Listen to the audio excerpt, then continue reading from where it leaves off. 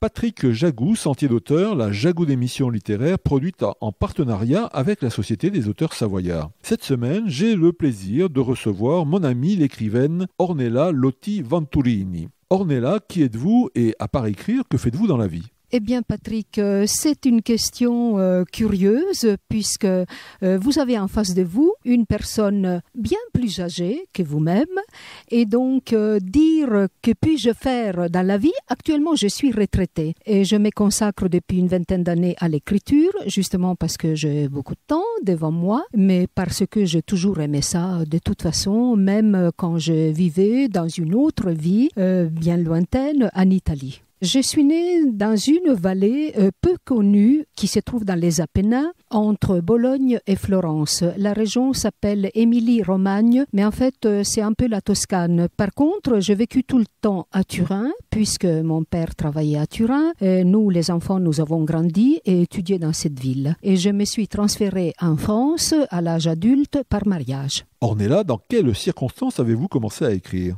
J'écrivais déjà un petit peu de poésie à l'époque du lycée, quelques nouvelles. Et puis, il y a eu un moment assez difficile dans ma vie, qui a été le divorce. Et là, l'écriture a été en quelque sorte un refuge pour moi.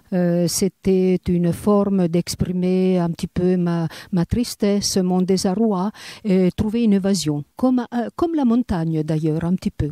À votre avis, quel est votre meilleur livre ? Quel est celui qui contient l'essence de votre pensée, le concentré du jus de votre citrouille ? C'est amusant cette expression, le concentré du jus de ma citrouille.